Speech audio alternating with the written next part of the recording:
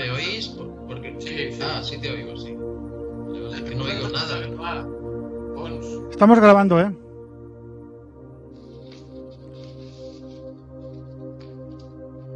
Però l'Escape no. Bones, benvinguts a Enigmes de casa nostra.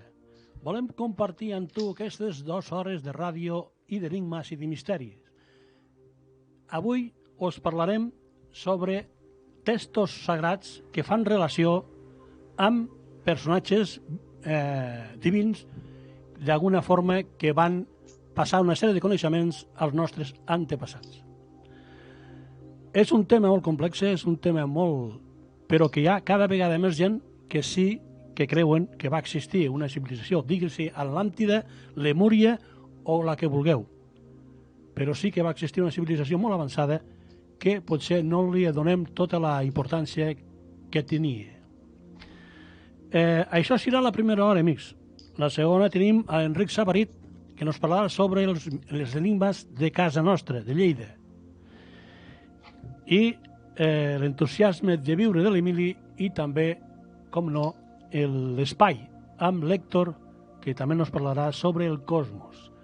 Això us tenim preparat per avui i, com sempre, tenim els nostres invitats Xavi i Paco. Paco i Xavi. Monta tanto. Sí, tanto monta y monta. Esperad que diga que nos podeu trobar a el YouTube, a Enigmes de casa nostra. Això ho canviarem, no us preocupeu, amics, però també nos podeu trobar al podcast a Misteris, la nit del misteri. I si entreu al picatradio.com, a Ràdio a la Carta, nos trobareu també a la nit del misteri. Allí tenim tots els programes gravats i podeu escollir el que vulgueu. Aquests són els temes que us han preparat per avui. El Lluís, els controls, i Josep Ticot, que et parle. Comencem, amics.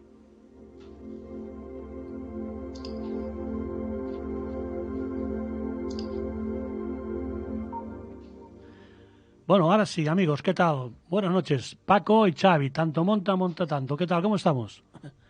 Bueno, aquí pasando este otoño, primavera, no se sabe qué, como podemos, con el polvo sahariano cayéndonos encima.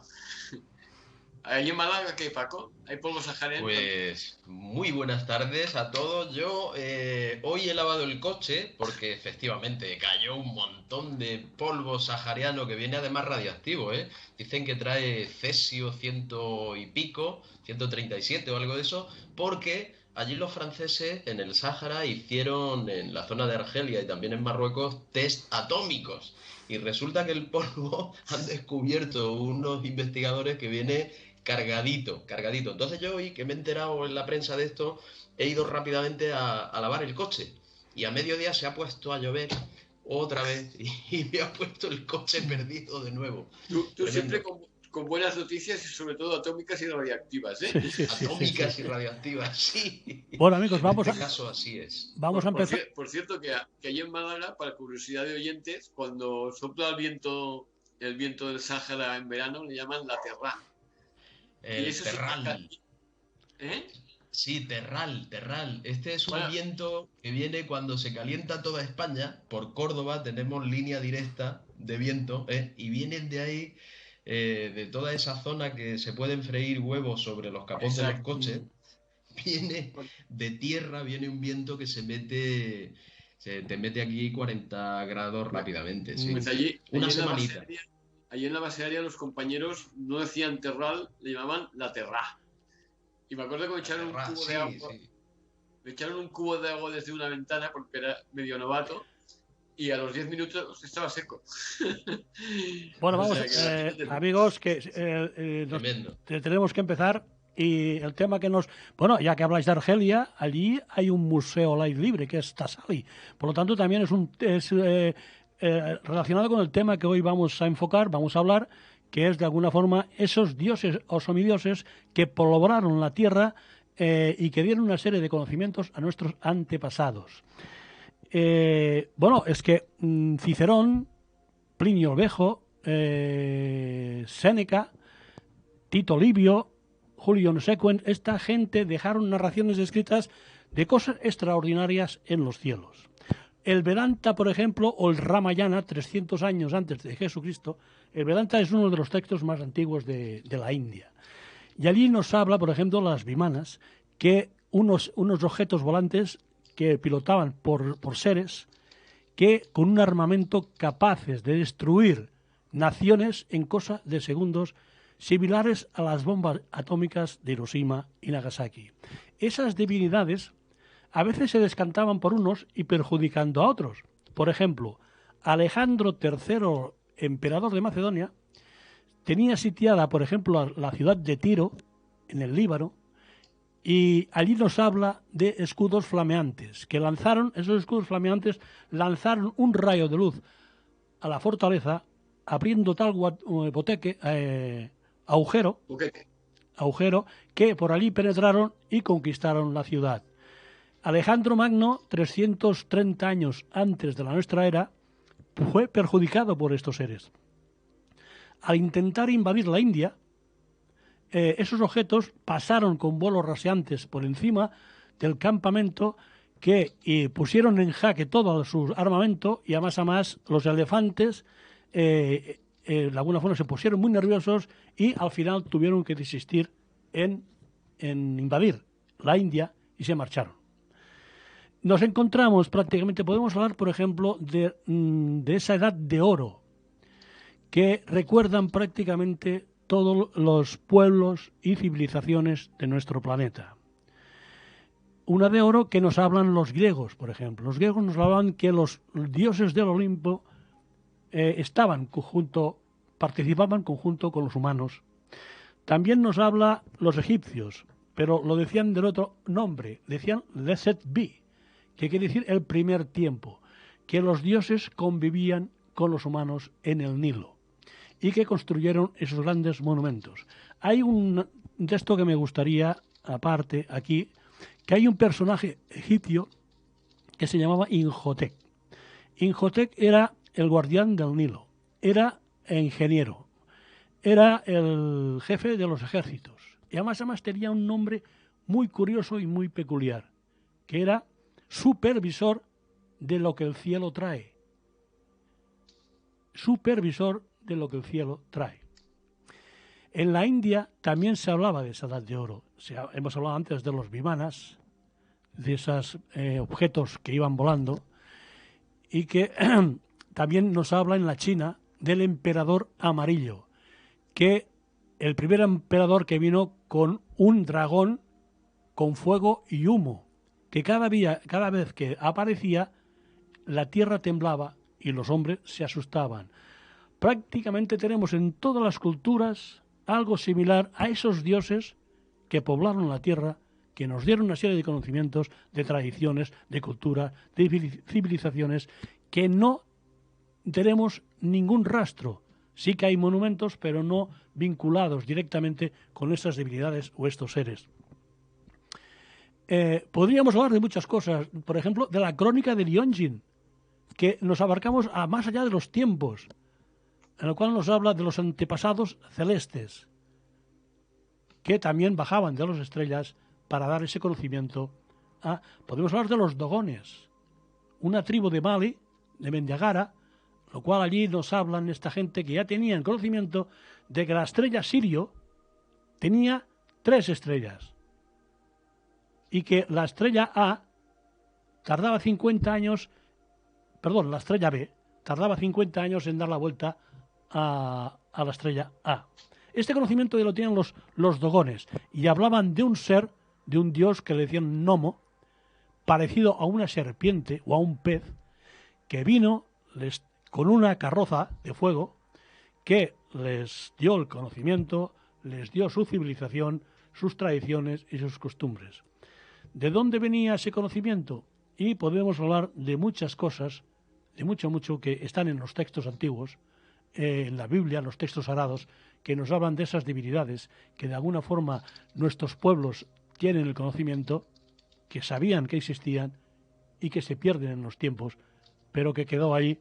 Puede que sean recuerdos atávicos, pero que están en el subconsciente prácticamente de todas las civilizaciones de nuestro planeta. Amigos, buenas, ¿qué tal? Adelante. Bien, bien, un cúmulo de información que aún estoy intentando digerir, pero a mí me gustaría añadir a la lista el primero, que no el único, faraón egipcio que instauró el monoteísmo, que fue Akenatón, el padre de Tutankamón. ¿Y que diréis, quién era Tutankamón? Pues Tutankamón era Tutankamón, que cuando murió su padre, los sacerdotes que habían perdido todo su poder de los diferentes dioses egipcios, cuando recuperaron el poder se dedicaron a borrar todo el rastro de Tutankamón y de Akenatón, perdona. Y entonces Tutankamón se rebautizó como Tutankamón para agradar a los sacerdotes egipcios y reinstaurar el politeísmo. Pero lo curioso de Akenatón es que Atón es el dios del disco solar, y Akenatón significa aquel que agrada a Atón. Y si se miran las pocas inscripciones que quedan de Akenatón, pues se verá que es una representación de un disco que puede ser un disco solar, pero puede ser un disco de cualquier otra cosa. Es decir, puede ser un platillo volante tranquilamente.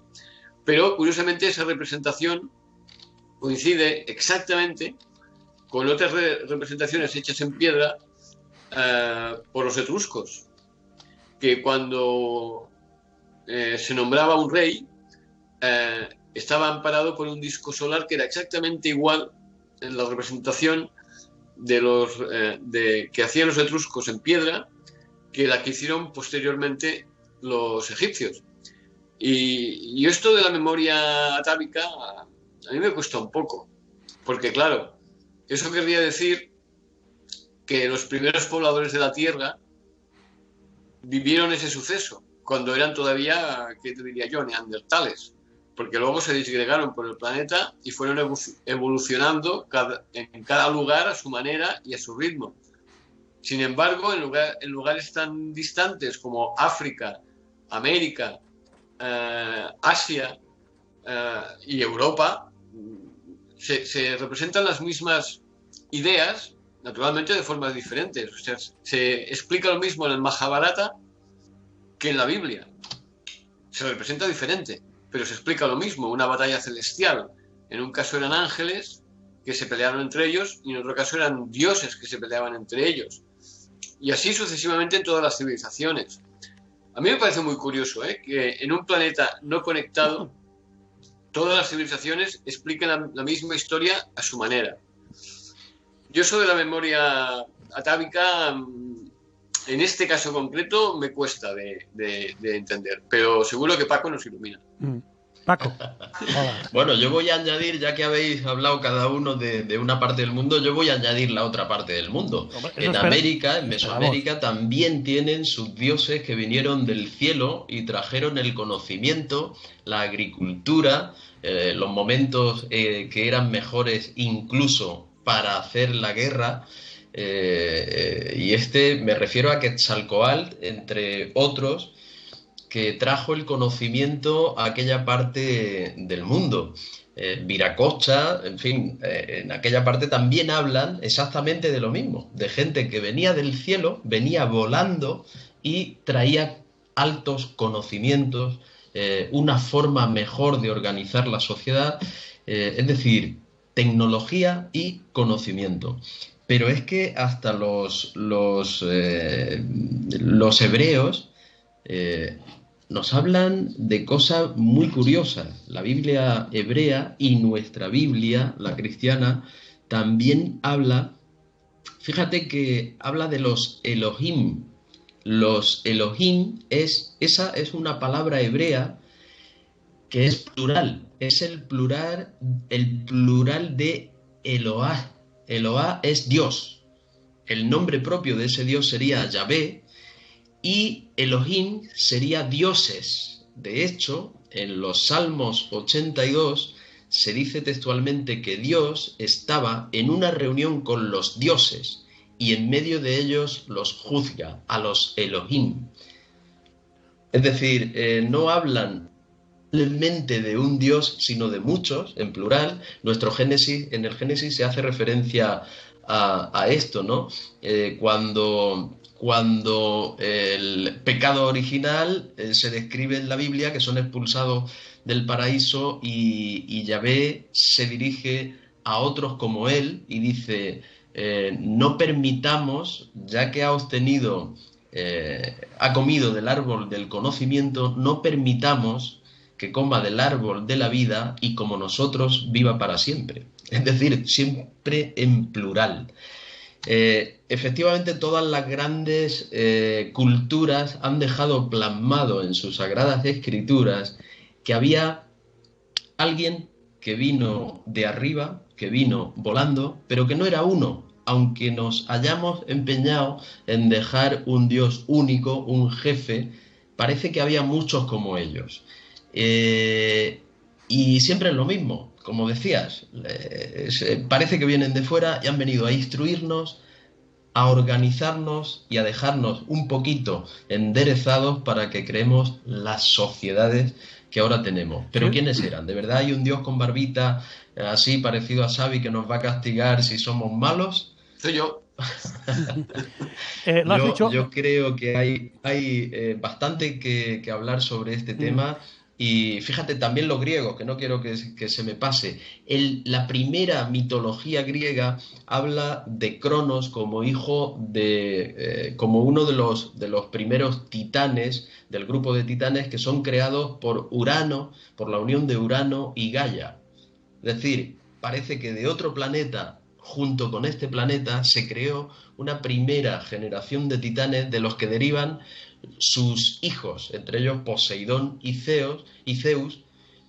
Zeus como, bueno, esto era un poco de mitología, Cronos, había una profecía que decía que uno de sus hijos lo derrocaría, y según nacían los niños se los comía, ¿no? La madre de Zeus consiguió engañar a su marido y poner una piedra ataviada como un bebé, y el bebé lo llevó a una cueva donde se crió y posteriormente derrocó a Zeus, derrocó a Cronos, su padre, y se quedó como dios de los que después, hijos suyos de mezcla con humanos normales, aparecieron esos grandes dioses héroes de la mitología. Pero tiene un origen común, un origen del cielo que llega a la tierra, se mezcla con nosotros y aparecen tanto en la mitología griega, en la mitología romana, como en nuestra Biblia, aparecen los Elohim, aparecen los Nefilim, que serían los gigantes en el mundo hebreo. Incluso en el libro de Enoch se habla de que los vigilantes también están en el Génesis. Les gustaron las hijas hermosas de los hombres y decidieron cohabitar con ella, y de ahí surgieron los gigantes y los héroes de la antigüedad. Ajá. Más claro el agua. Sí, sí.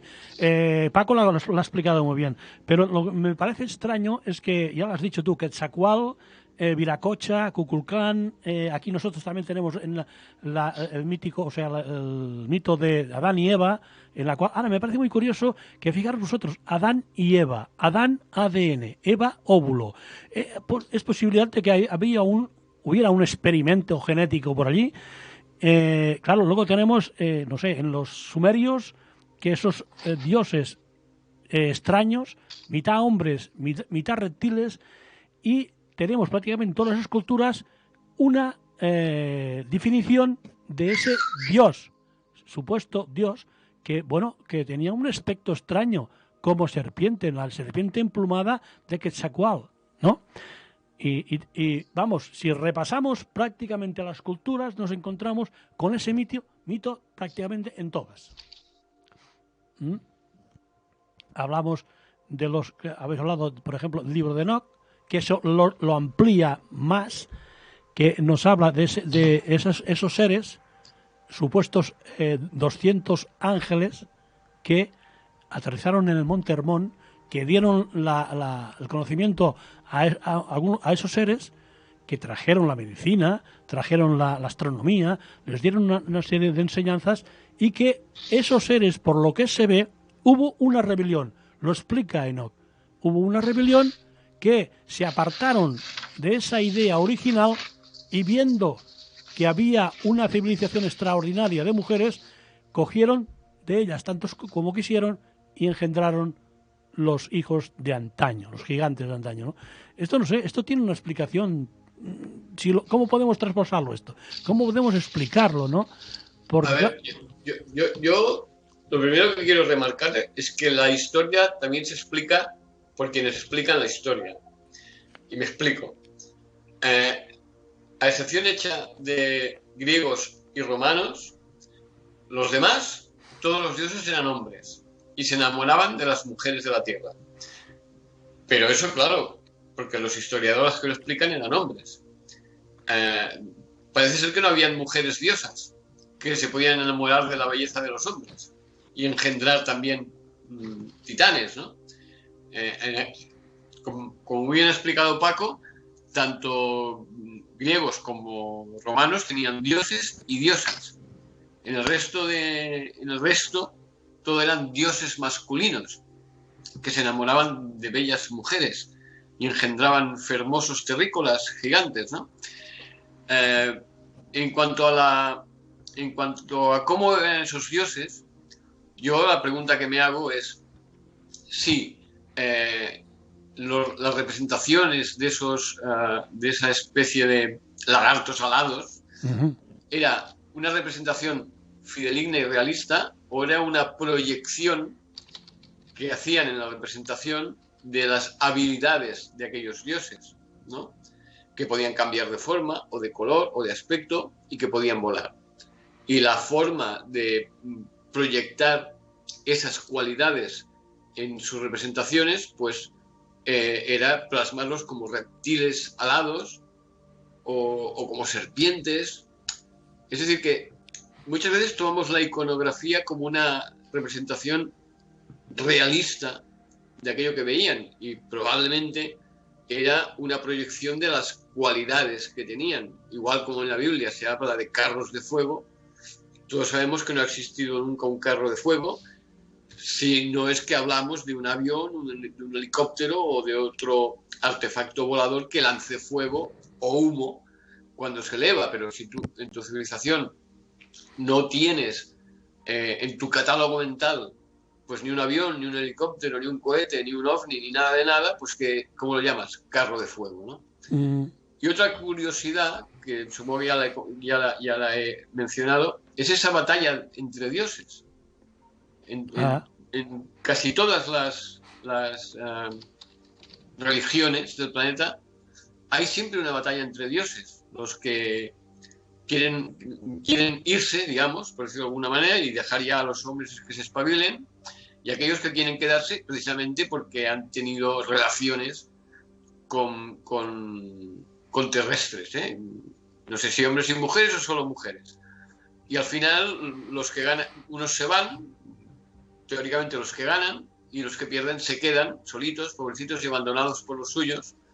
Y estos son los que desarrollan civilizaciones posteriores, y esos titanes de los que también ha hablado Paco, que explicaron los griegos, ¿no? A mí me resulta curioso que religiones tan dispares como las griegas o las hindúes o las cristianas expliquen lo mismo, porque el Mahabharata, la Biblia y los griegos explican eso, una batalla de una forma o de otra entre dioses que unos ganan a otros. Y no hay conexión entre ellos cuando se produce la descripción de estos hechos, ¿no? A mí me resulta como mínimo curioso eso. Yo creo que es la pregunta principal, más allá de lo que nos preguntemos después de aceptar como buenos los relatos. ¿Cómo es posible que religiones tan distantes y desconectadas entre ellas relaten exactamente lo mismo? Yo no encuentro una explicación razonable más que todos ellos hayan vivido exactamente lo mismo y lo hayan representado de formas diferentes. ¿Qué dices, Paco? Sí, yo estoy de acuerdo. Debe haber un hecho muy antiguo, muy hundido en el tiempo, cuando quizá los restos de civilización que no estaban tan avanzados como los que lucharon entre sí. Imagínate, ¿no?, que hoy hay una guerra nuclear que acaba con la civilización y únicamente se pueden librar los Yanomami, estos que están por ahí metidos en la selva, estos que de tribus de África que todavía, o de Australia, que todavía les gusta y quieren seguir sobreviviendo en una especie de edad de piedra. Imagínate que solo sobreviven ellos. Hasta que estos pueblos desarrollen una cultura próxima a la nuestra, guardarán ese gran evento, ese gran cataclismo con el que nosotros, civilización de Occidente, China y Rusia, que fuimos capaces de destruir toda la sociedad, quizá produciendo un gran cataclismo, ¿cómo pasaría a su conocimiento, ¿no? Imagínate, los habitantes de la selva del Amazonas están en una punta, los bosquimanos que están en África en otra, y posiblemente tribus que haya en el sudeste asiático, en esas selvas de Borneo, por ahí perdidos. Lo verán volar cosas, verán una gran destrucción, verán el cataclismo posterior por alteración de la atmósfera con toda la artillería que tenemos para destruir. ¿Cómo pasaría eso a su historia? Pues el paralelismo es justo. Tuvo que haber, para mí, casi obligatoriamente, una civilización madre anterior que dejó una huella en la memoria y en las escrituras de una hecatombe universal producida o sobrevenida por el clima del planeta, por un movimiento geológico extraordinario o por la caída de un meteorito. No lo sabemos. Pero sí que hay un evento registrado también por la ciencia. Los cilindros de hielo de Groenlandia demuestran que hubo un momento allá por el 10.500 a.C., hace 12.500 años, un evento que en un año hizo subir la temperatura más de 2 grados en todo el planeta. Y se fundieron mucho hielo. De hecho, el límite del círculo polar ártico, o los hielos que empezaban un poco más arriba del norte de España, se acabaron retirando mucho más al norte de Noruega. Y todo eso viene a partir de ese momento de la historia y está registrado. Hubo un evento catastrófico. Eso la ciencia lo sabe.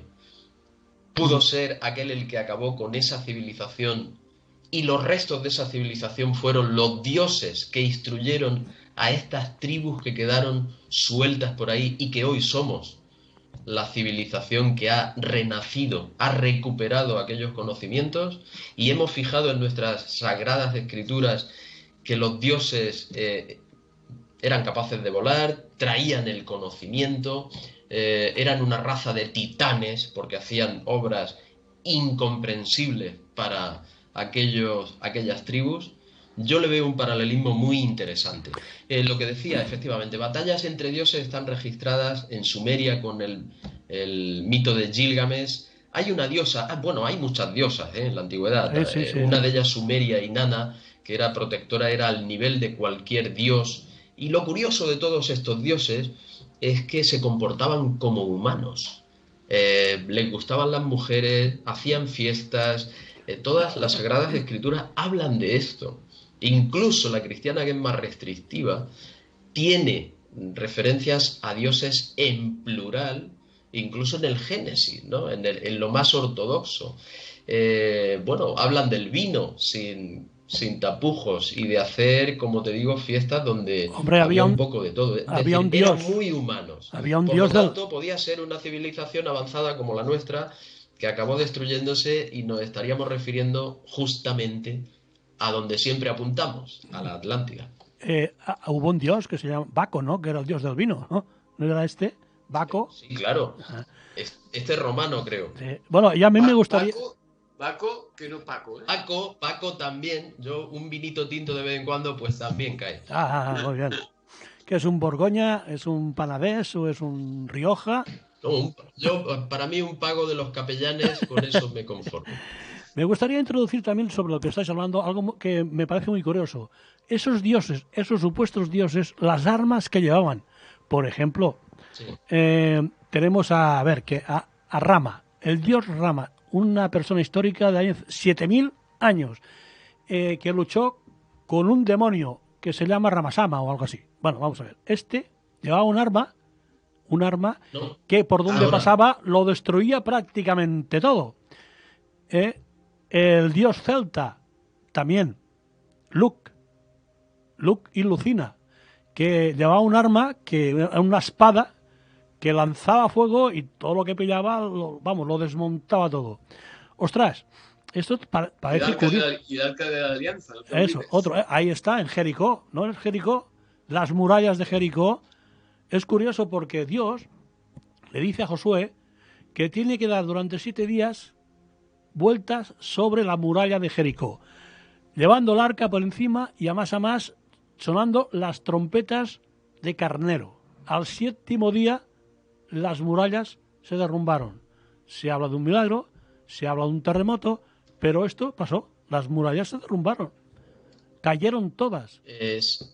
Sí, esto es muy curioso. Esto es muy curioso porque hace referencia a un conocimiento de algo que hoy día sí está bien documentado y dominamos. Mira, hubo un puente en Estados Unidos, el puente Tacoma, que entró en resonancia por un viento muy flojito.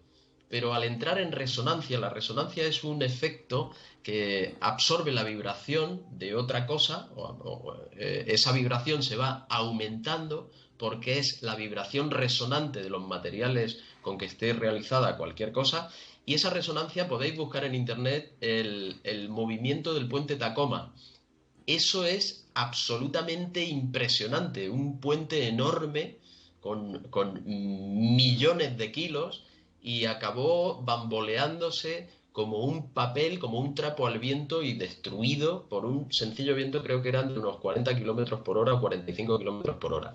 Te quiero decir que me he acordado cuando dices lo de Jericó, aquel ejército famoso que fue indicado por Dios para dar vueltas. Lo que le dijo no solo que tocaran las trompetas, sino que desfilaran al unísono pisando fuerte sobre el suelo.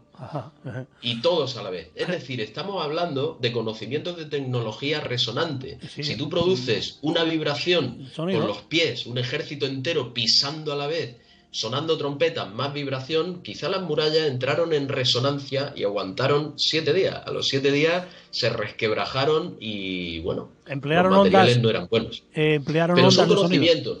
conocimientos y son tecnología. Mira, te puedo referir, en el 716 a.C., hay una leyenda muy curiosa en un lugar de Turquía que se llama Lidia. Allí hubo un pastor, Giges, que pasó de pastor a rey, porque estando en uno de los parajes de aquella zona con sus ovejas, hubo un gran terremoto y de una montaña se desprendió un trozo y apareció una cueva. Cuando acabó el terremoto, el pastor se sintió atraído por la cueva y allí dentro encontró un mausoleo extrañísimo en las profundidades de la cueva y unas tumbas de unos seres extraños. Le llamó la atención lo que llevaban puesto, entre otras cosas, un anillo de oro. Y este anillo de oro se lo puso y se dio cuenta de que lo convertía en invisible. Es decir, hablamos de una tumba extraña con seres extraños enterrados, donde los ajuares eran tecnología. Y esta tecnología hoy día se está replicando. Hay una universidad, creo que es la Universidad de Duke, donde un experto, David Smith, está emulando esto. Realizar con unas rejillas de unos microcircuitos que acumulan electromagnetismo y consiguen desviar las ondas de luz y hacerlas pasar alrededor de estas rejillas. Si te pones un tejido fabricado con esta rejilla, posiblemente acabará siendo invisible. Hay pruebas que están también colgadas en internet y son impresionantes.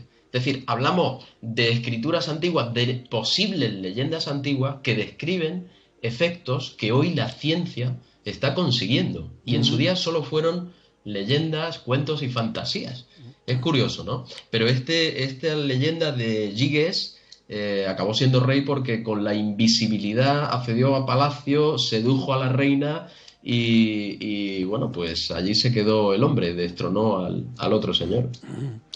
Hay un emperador japonés que también la diosa Ramayana le entregó 3 regalos. Uno era un gran espejo, que en ese gran espejo controlaba prácticamente toda la isla, prácticamente casi todo el mundo. Allí salía reflejada, eso podía ser, no sé, satélite, una televisión por satélite, una joya y un arma, todos. El arma poderosa que no había manera de arrebatarle y que fulminaba prácticamente a todos sus enemigos. Eso está prácticamente también en muchas culturas, de todas las culturas del mundo, vamos.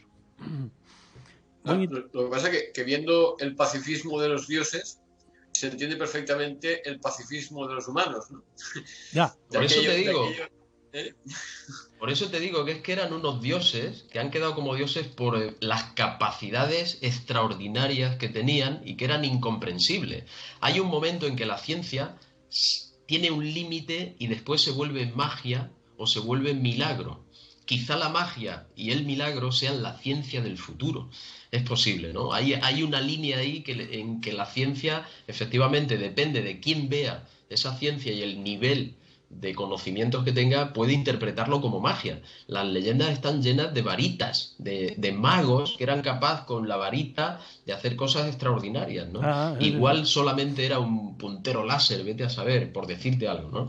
Pero es curioso, también se ha observado en avistamientos, encuentros con ovnis, que algunos de los tripulantes se bajan y con una varita metálica han sido capaces de realizar desprender rayos que han destrozado una piedra. En el caso Vorónez, famoso, uno de los señores que bajó del platillo aquel, le apuntó a un niño con una varilla y lo volvió invisible durante 15 minutos. Curiosamente, cuando leemos un poco de estas mitos y leyendas de la antigüedad, estas están llenas de varitas que hacen cosas similares. A lo mejor eran encuentros, no eran dioses, eran humanos con alta tecnología. Ajá. Y a lo mejor estos extraterrestres de hoy pues también son algo parecido. O lo mismo, humanos con una tecnología superior a la nuestra. Yo estoy siempre en esa línea, Xavi. Sería curioso poder hacer el experimento de cómo describirían los soldados de trinchera de la Primera Guerra Mundial un turbojet, o cualquier aparato volador moderno que en aquella época sería, vaya, magia, milagro, una señal de los dioses. Sí, si se pusiera de parte de uno de los bandos, dirían que Dios se ha puesto de parte de ellos y por eso han ganado, ¿no? Me explico. Y de eso estamos hablando de poco más de 100 años. No estamos hablando de 6.000 años, estamos hablando de poco más de 100 años. ¿Cómo cambiaría la interpretación de un turbojet para nosotros, de un turbojet para los soldados de trinchera de la Primera Guerra Mundial? Que ahora sería algo... Sí. Uy, hola. Luis. Paco, Xavi. Misiles que los ataquen y no ven nada. O sea, el rayo no se ve. Varitas mágicas. Como este soldado que decían de la Primera Guerra Mundial le iba a entrar en la cabeza que con una luz, con una linterna apuntando a un avión iba a caer al suelo o iba a poder fulminar a un soldado. No te iba a creer. Lo primero que tenía que entender es que hubiesen los aviones que ahora vemos y los cohetes que ahora vemos, que tampoco lo entenderían. La Primera Guerra Mundial, la aviación no estaba desarrollada, pero ya había proyectos. Habían biplanos, fueron los primeros aviones que se utilizaron en la guerra, pero claro, y fue donde se dieron cuenta que era lo que determinaba quién ganaba. Sí. A partir de ahí empezaron. O sea, tú compara aquellos biplanos con un F-14 o con cualquier otro avión de los que hay hoy en día. El F-35 que han desarrollado los Estados Unidos y se han dado cuenta de que es demasiado bueno y demasiado caro. Es mejor pequeñito, los van a destruir igual, o sea mejor que sean más baratos. Para vosotros, ¿dioses, ángeles, demonios o extraterrestres? Pues Hombre, para mí, que sí, personalmente, porque si me perdonáis, voy a estar 5 minutos porque tengo una prueba médica, como sabéis. Sí, sí, Eh, cuando- para, para mí, yo pienso que Dios, como el que nos describe la Biblia, no es nada más que una idealización o una personificación de la necesidad que tiene el ser humano de echarle las culpas a alguien de fuera o de que lo salve siempre alguien de fuera. ¿Y quién mejor que un ser todopoderoso que sea capaz de entendernos o de entenderlo todo y perdonarlo todo? Para mí eso no existe en ese sentido y como nos lo explican. Y sí sería más creíble una cultura de seres humanos evolucionados en otros planetas que nos visitan y que a lo mejor han echado una mano aquí cuando ha habido algún cataclismo. Incluso también me podría creer restos de una civilización antigua generada en la Tierra que fracasó. Y algunos de ellos, arrepentidos del fracaso o ajenos a cierta parte conflictiva de aquella sociedad, consiguieron repartir el conocimiento por otras partes del mundo. Ujú. Quizá atlantes que por sus capacidades, sus conocimientos, su técnica, su vestimenta, sus armas o sus herramientas, efectivamente pudieron ser tomados por dioses, sin ningún problema. Otra No estoy pregunta. más en eso. Otra- Y el resto, los demonios, pues podrían obedecer quizá a temores, a malas interpretaciones o a miedo. Sabemos que el miedo es capaz de generar cualquier monstruo. Si te convences de ello, acabarás viéndolo entre las sombras la noche que menos te esperes. Mm, Vemos en la historia que hay una intervención, se declinan unos dioses para unos perjudicando a otros. Moisés, bueno, y hay otros, por ejemplo, dioses, Exanomicopli, ese el azteca este que también los lleva paseando ahí por un desierto hasta que no encuentran. Hay diferentes seres que se reparten este pastel.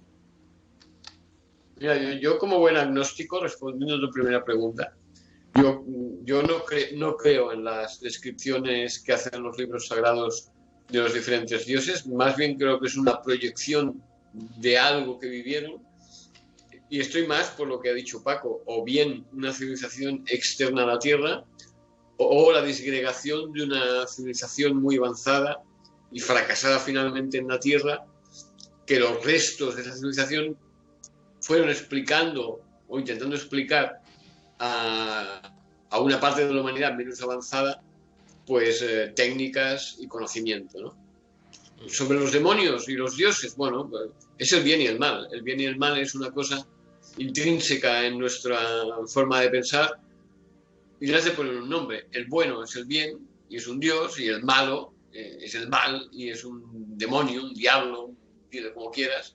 Es el enemigo, el malo, al que hay que destruir y el que nos lleva a la perdición si gana, ¿no? Ya te digo, yo como buen agnóstico me es muy difícil creer en los textos sagrados, porque mi concepto de lo que es Dios para mí no tiene nada que ver con los textos sagrados. Para mí Dios es el universo y nosotros formamos parte del universo, y en tanto que formamos parte del universo somos partes de Dios, y Dios también somos nosotros, ¿no? Ya sé que es una cosa complicada, pero a mí los textos sagrados me parecen más bien cuentos escritos para explicar a los niños un concepto que lo puedan entender y que esos niños lo puedan ir transmitiendo cuando se hacen mayores. Es decir, como todo lo que hay en la sociedad, ¿no? Paco, ¿qué tal así?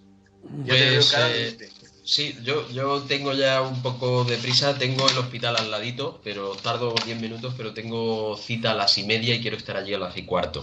Entonces, para irme, lo que dices de los textos sagrados como mito, es posible que sea una forma de contar una realidad de manera subjetiva y con el nivel de conocimientos y conciencia que tenían aquellos hombres, a los que explicarle cómo enciende un mechero, que tú ruedas te hace rodar un metal dentado que desgasta un material que desprende chispas a la vez que abre la compuerta de un gas a presión y eso produce fuego. pues te dicen, mira, no lo comprendo, eso no puede existir, ¿no? Entonces, un mechero, explícale a un mechero, no lo van a entender. ¿Cómo iban a entender que tuvieran máquinas complejas capaces de volar o levantar piedras tremendas? Eso no cabía en su mente y tenía que pasar como dioses a su recuerdo y a sus escrituras. Pero Paco, Te quería la intervención. plantear yo... Dime. Por último, la intervención, ¿por qué se decantan por unos y perjudican a otros? Pues porque eran hombres, es lo que digo. Los dioses tenían comportamientos demasiado humanos y eso no puede ser por otra cosa que porque eran hombres. Al fin y al cabo, todos tenemos la dualidad, tengamos la tecnología que tengamos, tenemos la dualidad, la sombra y la luz. Somos capaces de lo mejor, pero también de lo peor. Nuestro nivel de conocimiento dice que no acaba con el mal, sino que lo refina. Somos malos de otra manera, pero siempre estamos ahí. Entonces, el favoritismo, pues quizá entre aquellas tribus había quienes les caían bien y necesitaban ser favorecidos por estos que tenían la tecnología, y los contrincantes no les valían porque no los aceptaban, no lo que fuera, y se ponían de parte de unos. Recuerdo que hay una leyenda también que habla justamente de esto, de Héctor, que era favorecido por Ares, y creo que había una diosa que favorecía a uno de los grandes héroes de la antigüedad, al que dio un medio para poder ver a Ares, que cuando hacían la guerra, ellos con sus ojos no lo veían. Es decir, le dio un medio tecnológico para conseguir que guerrearan mejor y le ganó a Héctor. Esto está recogido también en una leyenda, y quizá este medio tecnológico nos hablara de algún visor infrarrojo, donde había una parte, Ares podía ser un dios que utilizase una tecnología infrarroja para ocultarse. Esto ha ocurrido, lo hemos visto en aquellos ovnis que filmaron las fuerzas aéreas mexicanas en Campeche, en la península del Yucatán, hace unos años, que a simple vista no veían nada, únicamente aparecían en la cámara de grabación infrarroja. Qué curioso que hay leyendas en la antigüedad, en Grecia, donde esta tecnología, una diosa, fíjate, el que construyó esa leyenda, ¿por qué dijo algo así? Y hoy día descubrimos que esta tecnología no solo existe, sino que nosotros también la tenemos. Mírate con el teléfono móvil un mando infrarrojo. A simple vista no vas a ver la luz. Con el móvil puesto, pulsa el botón y verás la luz. Es decir, hay maneras de ocultación que no eran conocidas y quedan reflejadas en alguna leyenda. Aunque digan por ahí que puede ser interpretativo, pero bueno, ahí está. Tenían bastante imaginación, sí. Pero yo me lo creo. Bueno, amigos, muchísimas gracias por invitarme. Gracias. Tengo un poco de prisa. Muy bien, Paco, gracias a ti y hasta la próxima. Estamos en contacto. Una abrazada. Per tots y adeu. Adeu. Adeu, Paco. Que vaya bien. Adeu. Hasta luego, gracias. Venga, que vaya bien. Adeu. Bueno, pues nosotros continuamos un poquito más aquí con... Desconéctate, Paco, desconéctate. Coloncito rojo. Se ha quedat congelat, el Paco? Bueno, nos deja su imagen. Está en espíritu el Paco ahora, ¿eh? Bueno, ara podem canviar d'idioma, diguéssim, no? Com? O no? Com dius? Ara podem canviar d'idioma, no? Ah, bueno, com vulguis, si vols. Canviem d'idioma. Jo, en resposta a la pregunta que feies abans de per què prenien part els déus per unes tribus o unes altres, l'explicació és molt senzilla. Pels que rendien pleitesia i els que no. Claro. És dir, si tu com a totpoderós hi ha una tribu que no t'accepta i no et rendeix pleitesia i hi ha una altra que sí, doncs d'aquí prens part? Doncs d'aquí et rendeix pleitesia. Però ells què elegien, un poble o una persona? Bueno, normalment els pobles tenien una persona que els comandava, diguéssim. Com ara. Ara també passa el mateix. A Espanya fa el que diu el Sánchez i a Alemanya fa el que diu la Merkel. I si s'ha de pactar amb algú, qui sigui, doncs o pacta amb el Sánchez o pacta amb la Merkel. Aquesta persona parla en nom d'un poble, no? I en aquella època igual, hi havia els líders tribals, digue'ls com vulguis, que eren els que lideraven el que feien aquestes tribus. I probablement hi havia alguns que acceptaven com a déus, entre cometes, aquests certs, i hi havia altres que no els acceptaven com a déus, entre cometes. Per tant, els déus d'aquí per qui prenien part? Doncs, home, pels qui els acceptaven, rendien pleitessia, adoraven, digue-li com vulguis. I per això jo deia abans que el pacifisme dels déus explica molt bé el pacifisme de la humanitat, no? Eren uns déus que entraven en guerra amb molta facilitat. Que els altres els fulminaven, Xavi? Digue'm, perdona? No, dic que els altres els fulminaven. Bueno, claro, per això dic que eren uns déus gens pacífics. Ja, claro, això. Eren uns déus que destruïen i entraven en guerra amb una facilitat pasmosa. És a dir, no predicaven la pau entre els pobles. Però ni els déus, diguéssim, pagans, ni els déus cristians. És a dir, el déu cristià tampoc, a través de les escritures, tampoc es veu que practiqui el pacifisme, perquè arreu de les escritures hi ha destrucció, càstig, Sodoma i Gomorra, per posar dos exemples, no? Sí. Bueno, i ahí tenim els àngels que avisen a Lot, que van allí, com dius tu abans, mengen i veuen aquesta gent. Clar, sí, no? Són, com deia el Paco, són uns déus molt humans, extraordinàriament humans. Sí. El qual inclina a pensar que efectivament són fets a imatge i semblança dels déus. O sigui que som una gent molt poc pacífica i probablement els déus eren com nosaltres, homes, molt més avançats, però homes, senzillament. No van tindre piedat en Sodoma i Gomorra, la van fulminar tota.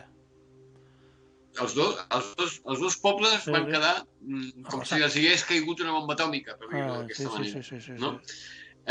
Que la dona aquella, no me'n recordo com es diu, que va mirar enrere, es podria dir que va quedar carbonitzada, més que de pedra, carbonitzada. Que l'aspecte és molt similar, com si tu quedes carbonitzat, absolutament carbonitzat, jo t'ho dic perquè jo ho he vist, desgraciadament, el teu aspecte és el d'una pedra negra. Sí. Quedes congelat amb un moviment i ets com una pedra negra. O sigui que és fàcil que... Com es deia aquella dona, tu? La que va mirar enrere. La mujer del Lot, li diuen. Sí.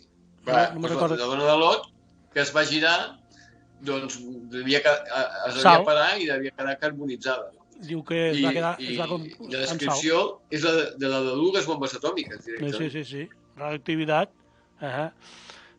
Ja per últim m'agradaria introduir l'icono sud d'Amèrica.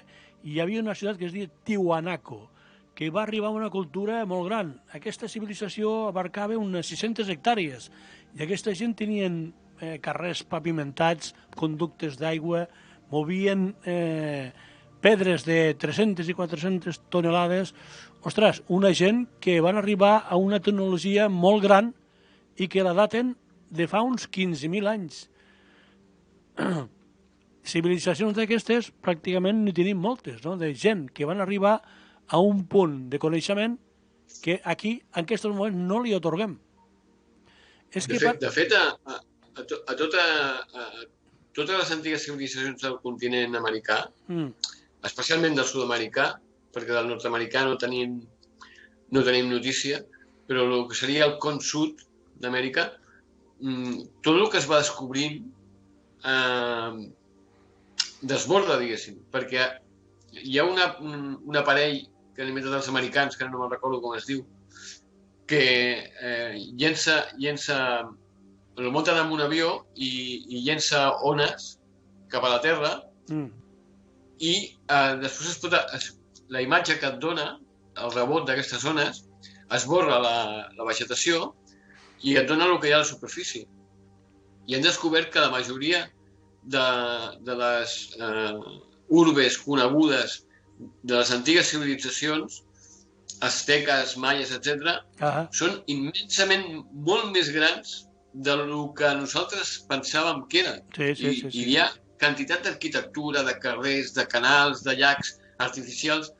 És a dir, que aquesta gent tenia uns coneixements arquitectònics i també astronòmics, que a nosaltres ens ha costat, la nostra civilització, ens ha costat més de 1.000 anys arribar-hi. És a dir, l'any tal com el coneixem, que el va establir, si no recordo, Cèsar, que és el calendari julià, no?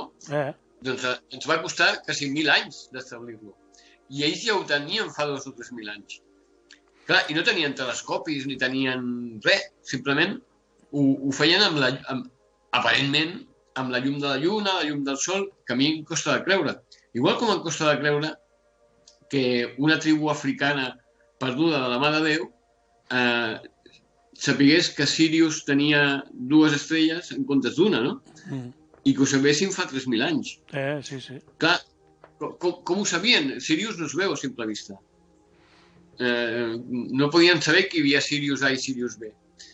I ells ho sabien. Però és que al 95 descobreixen la Sirio C. Bueno, llavors, rectifico perquè ells ja tenien identificat les 3 estrelles de Sirius, la A, la B i la C. Bueno, Xavi... Nosaltres hem descobert fa 30 anys. Ho tenim que deixar aquí perquè ja hem acabat el nostre temps i ens empadronem per un altre dia. Nos han deixat moltes coses al tinter, per exemple, el Tassali, un tema molt interessant, lo de Tassali. Allí, pràcticament, un vergel que hi havia milions de quilòmetres, totalment amb un desert, ara. Hi havia una civilització esplendorosa allà també, que hi parlarem un altre dia. Molt bé, Xavi. Molt bé. Dintre de 15 dies tornem a estar-hi i, bueno, ja estem en contacte i ens truquem. Gràcies, amic. Hasta la pròxima. Vinga. Un saludo. Una abraçada. Vale. Adéu, vagi bé.